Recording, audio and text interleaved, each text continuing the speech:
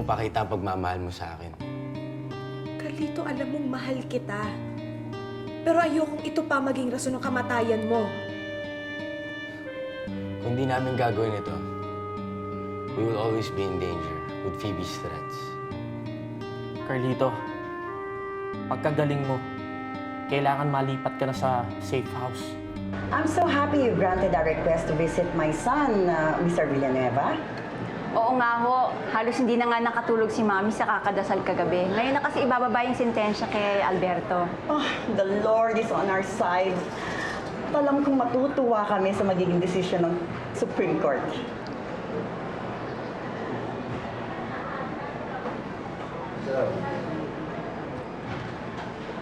Mr. Villanueva, yan na po ba yung desisyon? Hindi ko pa alam. Baka sa opisina ko na lang basahin to. Bakit hindi pa ho ngayon? We're all excited. May iba pa kasi kung sulat na hinihintay bukod sa Supreme Court decision tungkol sa kapatid mo. Oo nga naman. That's not all presumed. O, yan na palang lawyer natin. Attorney. Good morning. Good morning, attorney. Good morning. Thank you.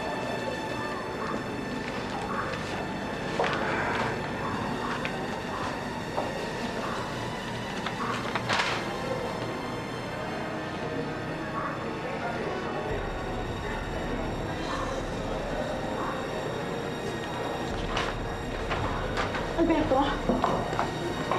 Alberto! Please read the verdict, Ernestina. What does it say? What? Death by lethal injection. Oh, no! 3 months from now. Pwede ito! Alberto!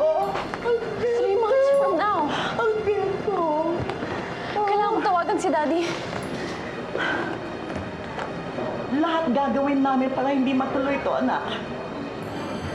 I promise. Hindi matutuloy ang bitay mo, Alberto. Hindi papayag si Daddy. Si Daddy nga pumirma ng death sentence ko, Christy. Mami, ayoko mamatay ng bebe. Maraming paraan para mamatay, pero ayoko sa gustong paraan ito. Pero si Romina ang nagpupush nito. And I'm sure hindi siya titigil hanggat hindi ka na-ineksyonan. Bibigyan ko pa po kayo ng 10 minutes, Madam First Lady, para tapusin ang visitation. What? Can you be more considerate? We're talking about life and death here. Literally. Tama si Ernestina. May taning na nga ang buhay ng kapatid ko, pati ba naman visitation rights? Sa taningan niyo pa? Ayaw mong respetuhin ang posisyon ko. Huwag mo na rin akong tatawagin First Lady! Sorry po, Madam Montemayor, pero sinusunod ko lang po ang pinag-uutos sa akin. May we have just a few more minutes? Kahit 5 minuto lang, pwede ba? Baka po kasi magreklamo ibang preso na porket First Lady ang bumibisita kay Mr. Montemayor, may special treatment na. Dinaramdam ko na ako pa ang nagdala ng masamang balita sa inyo. Alam na ni Daddy ang sentence si Alberto. Well, let's go and confront Daddy about this. Halika na. Alberto! Alberto, we will leave you with a promise. Hindi ka malilethal injection. Isa to sa mga bahay ni Lola na pinagamit mo na sa akin ni Guada habang wala pa si Lola. At sadyang pinalam ko talaga kay Tito Emil na nandito ako para kung sakasakali na kailangan niyo ako, mapupuntahan niyo ako. Maraming salamat, Carlito. Bakit nga pala hindi mo kasama si Charlie? Ihahatid na lang siya bukas ni Tito Emil. Meron kasi sana tayong pag-uusapan na mahalagang bagay tungkol kay Charlie. Anong tungkol kay Charlie? Ngayon kasing kasal na kami ni Rafael. Teka lang, akala ko ba si Charlie ang pag-uusapan natin? Carlito, patapusin mo muna sana ako kasi medyo mahirap din to para sa akin. Ngayon kasing kasal na kami ni Rafael. Gusto ni Rafael na i-adopt si Charlie. Hindi ako papayag.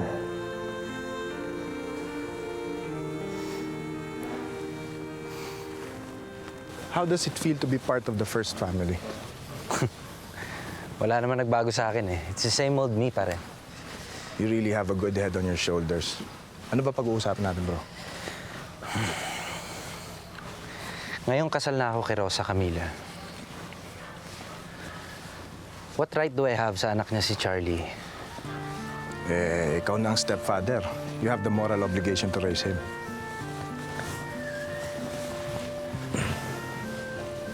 Can I adopt him? Of course. Papeles lang lahat yan sa korte. Can you help me start the adoption proceedings? With pleasure. Tatawagan ko lang opisina sa Maynila.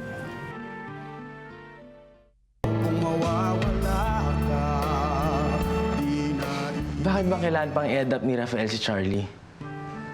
Apelido pa papalitan? Hindi ba sapat sa kanya yung makakasama na niya araw-araw? Mag-asawa na kasi kami, Carlito. Rosa Camila, buhay pa ako. Huwag mo naman sana ako palitan sa puso at apelido ni Charlie. Carlito, hindi naman kita pinapalitan sa puso ni Charlie eh.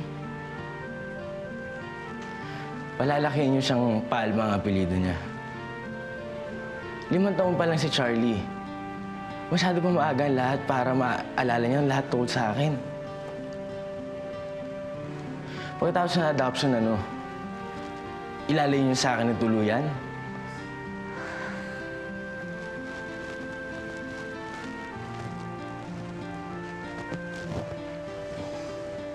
Rosa Camila, ang kinakatakutan ko, ay balang araw baka si Charlie ang tawag na rin sa akin ay Tatay Carlito at Daddy na kay Rafael.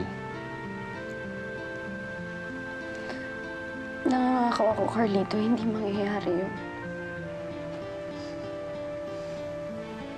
Gagawin ko lahat para malabanan na hindi matuloy ang adoption kay Charlie.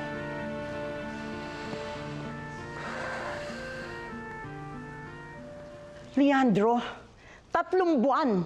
3 buwan na lang ang taning ng buhay ni Alberto. Maawa ka sa anak mo. Ano gusto mong gawin ko? Dalawin siya? Sige, schedule mo. Hindi lang bisita, Leandro. Hindi lang bisita. Kailangan i-commute mo ang sentensya niya. Iluminada, hindi ka ba nagbabasa ng dyaryo? Mainit na rin sa akin ng tao. Dahil hanggang ngayon, hindi pa natin alam kung sino ang nasa likod ng mga bombang ito. Pagkatapos pakukumute mo sa akin si Alberto? Well, I don't care what the people say. Anak ko siya. Anak ko rin siya. But he has to pay for his crimes. You know, the way you talk now, Leandro, parang hindi ko na rin nararamdaman na anak mo si Alberto. Iluminada, hindi ko pa rin nakakalimutan na itinakwil niya ako. And remember, pinagtangka niya akong patayin. Poor Alberto. He was an ally. Well, gusto mo bang patulungan siya sa mga tauhan ko? Romel, he's still a Montemayor. Tomas, he is the Montemayor na malaking may tutulong sa mga pinaplano natin. Wala akong balak na magsama ng Montemayor sa mga plano natin. Pababaksakin nga natin ang ama nila eh. O ano? Kumusta naman ang takbo ng planning stage natin? Oh, tomorrow, Air Force Day. Siyempre, darating ang Pangulo para mag-distribute ng mga awards. At natural, kasama si AFP Chief. Kaya after the ceremony, habang sila'y nag-iinom, Amanda, tayo naman ay... listen to me. Promise me one thing. Tutulungan mo ako pag nagkagulo na. Tutulungan mo ako sa ginagawa ko. And it's not just for me. O ano? Kailangan mo ba itong mga regalo sa'yo? Pwede ba iwan mo na ako?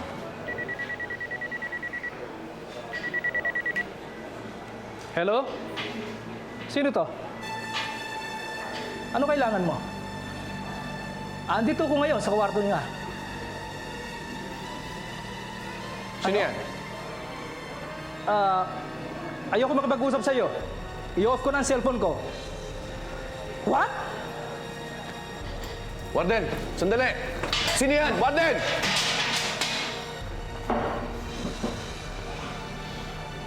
Mr. Villanueva, please expect my call because I will get in touch with you again. Maraming salamat sa number pala. Para sa'yo. Ano na naman bang drama to, Iluminada? Parang awa mo na. Parang awa mo na, Alicia. Tulungan mo ako. Tulungan mo ako kay Leandro at Alberto.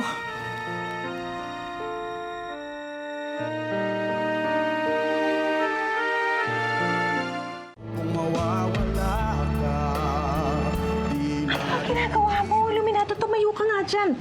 Upo ka.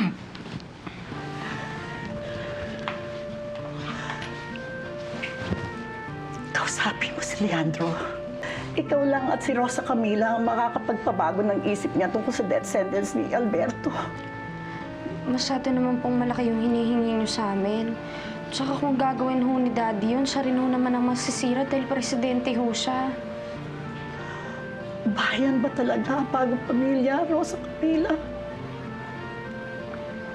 Alicia, ina rin akong tulad mo.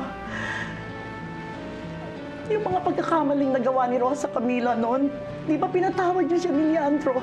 Oo, pero mga kasalanan naman ni Rosa Camila, hindi katulad ng ginawa ng anak mo. Ano sasabihin ko kay Leandro? I-commute ang death sentence ni Alberto, yun lang. Yun lang. Ang laki ng hinihiki mo. Hindi ako makakasigurong mapapapayag ko si Leandro. Ikaw sabi mo man lang siya, yun lang. Kung gagawin ho ba namin yon, may ipapangako niyo ho ba na hindi niyo na kami gaguluhin kahit kailan? Kahit kailan, may ligtas ko lang ang anak ko sa death sentence. Alicia, si Iluminada nag-imbita sa'yo dito. Meron siyang hinihiling tungkol kay Alberto. Goes to show how low Iluminada can get pagtungkol sa uniko iho niya. Eh, kung ako rin naman ang nasa lugar ni Iluminada, Leandro, gagawin ko lahat para mailigtas ko ang aking anak. Ano naman ang gustong ipagawa sa iyo ni Iluminada? Dad? Baka naman po, meron pa tayong magawa para kay Kuya Alberto. Hindi naman niya kailangang mamatay by lethal injection. Pwede naman pong habang buhay na pagkabilanggo, hindi po ba? Rosa Camila, marami akong pwedeng gawin para kay Alberto. Pwede kong i-commute ang kanyang sentensya to life imprisonment. Pwede ko siyang bigyan ng presidential pardon. Pero kapag ginawa ko ito, mapupulaan ako. Alam niyo kasi, Dad, ngayon ko lang ho talaga nakita si Tita Iluminada na ganun ka-desperado. Biruin niyo, lumuhod talaga siya sa harapan ni Mami.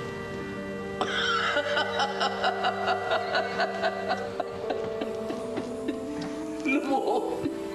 Si Iluminada lumuhod sa harapan ni Alicia?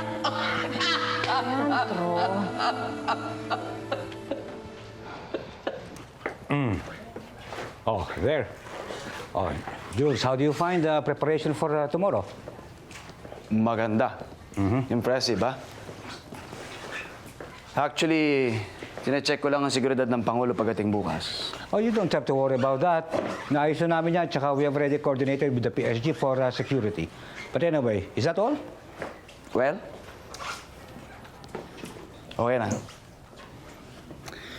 Kaya lang isang maliit na bagay lang naman.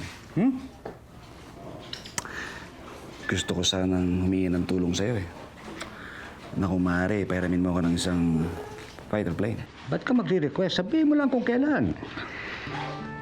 Personal kasi. Kaya ganun. Gusto ko sanang isakay sa Ernestita doon habang susunod na araw. Gusto ko sana mag-propose habang nasa taas kami. You are such a romantic. Ano? O siya, sabihin mo lang. Okay? Thank you, thank you. Thank you very much. Sige. Paano? Tutuloy na ako, ha? Hala, sige. Bahala na kayo dyan. Para saan daw yung fighter plane? Well, para sa isang proposal sa kasal na hindi naman matutuloy. Oh, ibang para sa mga bata, ibigay mo na. Okay, make sure everybody gets his share, ha? Okay. Hi, Julius Alegre. Kung nalalaman mo lamang na sentinel na lang ang nasa likod mo, siguro hindi ka na mag-iisip ng mga girlfriend pa at mga fighter planes. Sir, they're here.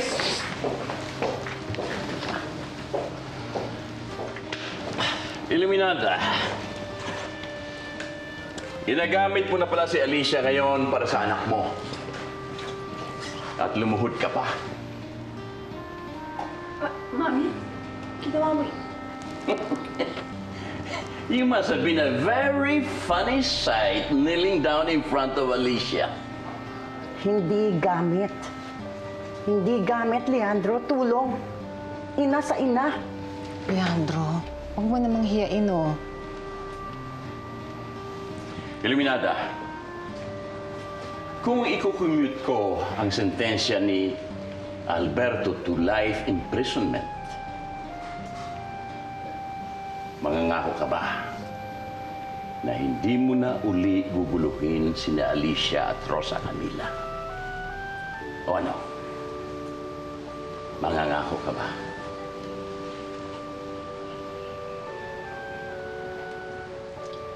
Is that a yes? Amanda, Elaine, testigo kayo sa pangako ni Luminada na hindi naguguluhin itong dalawa. Amanda, paalala mo sa akin. Yes, Daddy. 1 week before, a lethal injection si Alberto. Eh, bakit hindi pa ngayon? Baka sumpuin ka ulit, makalimutan mo ito. Iluminada, Iluminada. Alam kong hindi mo ako titigilan hanggang hindi ko naalaala ito.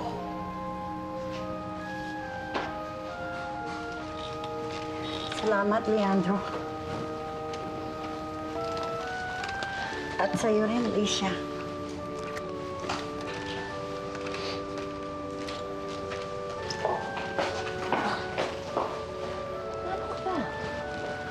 O di meron ka na utang na loob kay Alicia.